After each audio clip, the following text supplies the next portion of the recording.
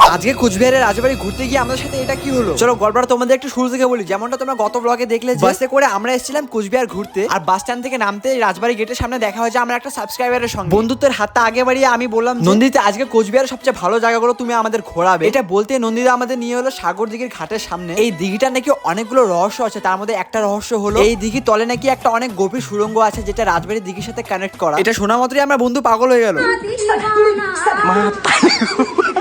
এমন পাগলামিও মাঝে মাঝে করতে থাকে, তাই আর কি সেখান থেকে বেরিয়ে হাঁটতে হাঁটতে পুরো পা ব্যথা হয়ে গেছে।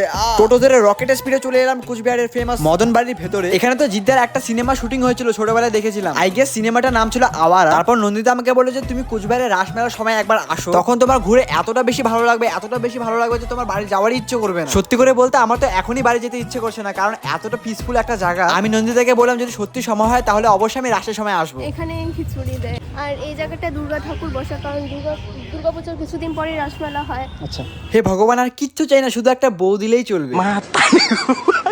আর ফাইনালি বন্ধুরা সেই সময়টা চলে এলো, যে সময়টা আমাদের কারোরই ভালো লাগে। এবার বাড়ি যাওয়ার পালা। নন্দিতাকে অনেকগুলো থ্যাঙ্কস বলে এবং বাই বাই বলে আমরা উঠে পড়লাম বাসে। আর ভাই বাসে উঠেও এরা আমাকে ঠিকঠাক ভাবে ঘুমোতে দিচ্ছিল না।